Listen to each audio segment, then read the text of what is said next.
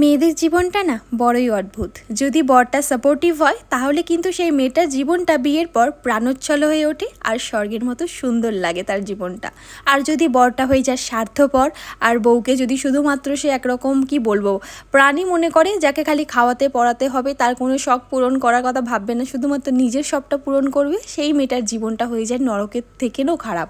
তো যাই হোক, আজকে কিন্তু আমরা চলে যাচ্ছি একটুখানি ডিনার ডেটে। আর এই যে আমাদের দিদি জামাইবাবু এসছে, মানে বরমশাই দিদি জামাইবাবু প্রথমবার আমাদের বাড়িতে এসেছিল, তো বরমশাই আর আমরা সবাই মিলে এখন যাচ্ছি ডিনার করতে। কোথায় যাচ্ছি বলতো? দিল্লিতে কোনো একটা ধাবাতে। আমার বার্থডের সময় বরমশাই একটা ধাবাতে নিয়ে গেছিলো, আর আজকে নতুন একটা ধাবাতে নিয়ে এসছে। এটা হলো আই লাভ 99 ধাবা। কি যে সুন্দর ডেকোরেশন, আর এই যে লাভ ট্রায়াঙ্গেলটা দেখে, মানে লাভ অ্যাঙ্গেলটা দেখে মানে এত ভীষণ ভালো লেগেছে। বাট কি বলবো, এখানে কিন্তু ছবিগুলো সেরকম আসছিল না। তো চলো একটু ভিতরে গিয়ে তোমাদের সুন্দর করে দেখাই। আর এই যে ওমের কিন্তু অবস্থাটা একদমই খারাপ, গোটা রাস্তা বলতে পারো বমি করতে করতে এসছে আজকে।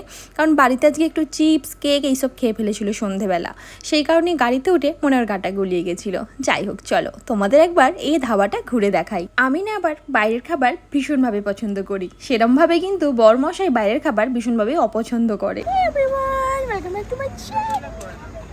আমরা এখন কোথায় এসেছি? আমরা এখন ধাবাতে এসেছি ডিনার করতে। এখানে দেখো, এদিকে একটু দেখো, হ্যালো করো তো, এটা হ্যালো করো, করবে না? তো যাই হোক, যতই চেষ্টা করি ব্লগারদের মতন ক্যামেরার সামনে যেন কথা বলতে গেলে আমি একটু থতমত খেয়ে যাই, বাট এই যে এইভাবে রেকর্ডিংটা করতে পারি।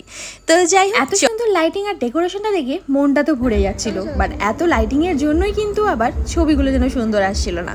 তো আমরা এখানে একটা জায়গা চুজ করে নিয়েছি যেখানে লাভ লেখা আছে। জীবনে তো ভালোবাসাটা ভীষণই জরুরি, তাই না? তো খেতে বসেও বা আমরা ভালোবাসার জায়গাটাকে কেন ছেড়ে দেবো? তা আমরা ওই সাইডটা না গিয়ে ওই সাইডটা ছবি টবি তুলে আমরা এই লাভ সাইডে চিকেন খাবে। আচ্ছা, খালি চিকেন খাবে তো? আচ্ছা ঠিক আছে, তা কর। তারপর তুই ফটো তোল, ছবি তোল। একটা তাহলে ললিপপ দিয়ে দাও এক্ষুনি। ফিশ ফিঙ্গার কি হবে? না ফিঙ্গার না,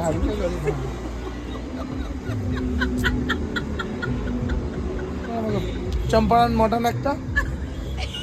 তোমাদের রাইস, তোমার রাইস? হ্যাঁ কি রাইস আছে? Mix rice. মিক্স রাইস তোমারও? হ্যাঁ মিক্স রাইস। 3টে মিক্স রাইস, 4টে মিক্স রাইস। পকোড়া আর পপ, মানে ওই ললিপপ। আর একটা পকোড়া দিয়ে দাও। ললিপপ পালিয়া আয়, উঠে পালিয়া, মশা কামড়ে দেবে, পালিয়া। ছবি তুলবি? চলে খাবার খেতে হাসা না, এবার থেকে ধাবায় আসতে হলে মনে হচ্ছে হাতে করে মর্টিন বা অল আউট নিয়ে আসতে হবে। অল আউট নিয়ে আসলে তো কোনো উপায় নেই, এখানে জ্বালাবো কোথায়? তার থেকে ভালো কোনো একটা মসকিউটোর স্প্রে আনতে হবে মনে হচ্ছে। এত বেশি মশা এখানে, মানে খাবার খাবে না মশা মারবে, এরম একটা ব্যাপার। তো দেখো কত সুন্দর লাগছে, দেখো আই লাভ 99 ধাবা, কি যে সুন্দর। আর তারপরে এখানে আমার সাথে ওমো চলে আসছে। ডেকোরেশনটা দেখানোর চেষ্টা করছি। এগুলোও কিন্তু এক একটা মানে প্যাসেজ, মানে বসে খাবার জন্য। দেখো কুড়ে ঘরের মতো, কত সুন্দর, কুড়ে ঘর না ঠিক ওই তাবু খাটানো মতো, কি ভালো লাগছে না?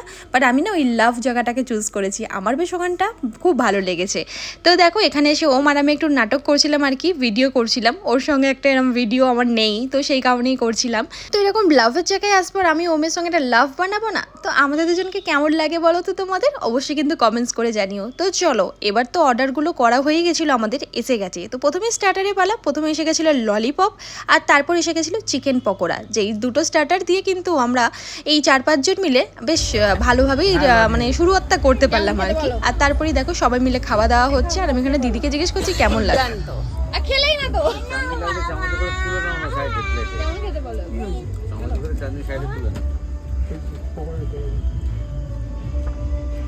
বাহ, বিউটিফুল না? ওই তো, তবে ললিপপ নাকি পারে না, ভালো পারে, আমি গুড হয়তো।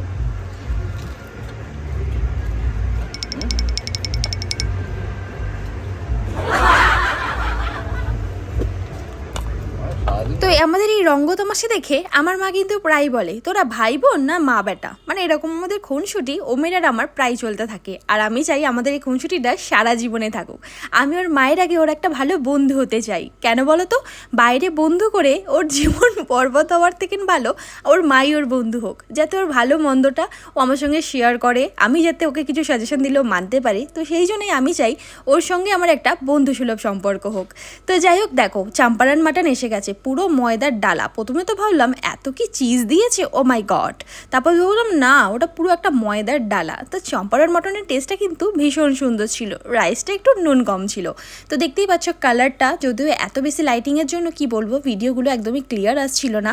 তো চলো, এখানে কিন্তু আমাদের মাঞ্চুরিয়ান এসে গেছে, চিলি চিকেন বলছি, মাঞ্চুরিয়ানও এসে গেছে।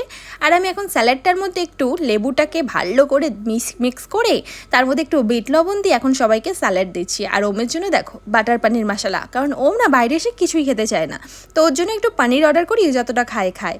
তো যাই হোক, চলো এবার আমাদের খাওয়া দাওয়া শুরু করা যাক, কারণ রাত্রির প্রায় 12:30 বেজে গেছে জানো তো।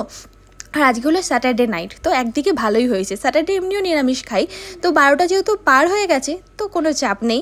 তো এই দেখো রাইস সঙ্গে মাটন নিয়ে নিয়েছি। আর তারপর আমি এখানে কি চুরি করি বলো তো, যেই রেস্টুরেন্টেই যাই এরম যদি কালারফুল এইগুলো দেয় না, আমি কিন্তু বেশ খানিকটা নিয়ে ব্যাগে ভরে নিই। দেখো কিভাবে জিনিসপত্র নিয়ে পালাচ্ছে। এ মা, তারপর খাওয়া দাওয়া করার পর ওমকে একটু দৌড়াদৌড়ি করাচ্ছিলাম। কেন বলো তো, গাড়িতে উঠে যাতে ওকে ঘুম পাড়িয়ে সোজা বাড়ি নিয়ে যেতে পারি, তো অ্যাকচুয়াল সেটাই হয়েছিল। তো চলো এবার বাড়ি যাচ্ছি। দেখো দিদি কি নিয়ে নাম।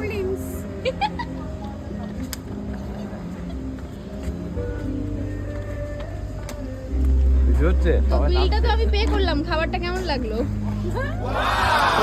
হাত করছে তো 3 মাস।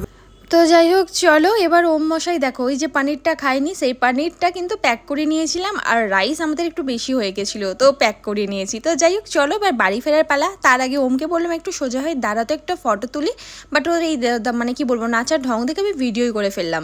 তো যাই হোক, আজকে ভিডিওটা কেমন লাগলো বলো, যদি ভালো লেগে থাকে।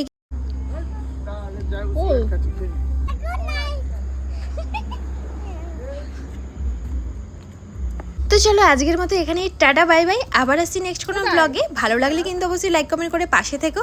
আবার দেখা হচ্ছে নেক্সট কোনো মিনি ব্লগে বা কোনো রিলসে। চলো আজকের মতো টাটা সবাইকে। আর রাত্রিটা দেখো কতটা অন্ধকার হয়ে গেছে, আমাদের বাড়ি ফিরতে 2টো বেজে গেছিলো।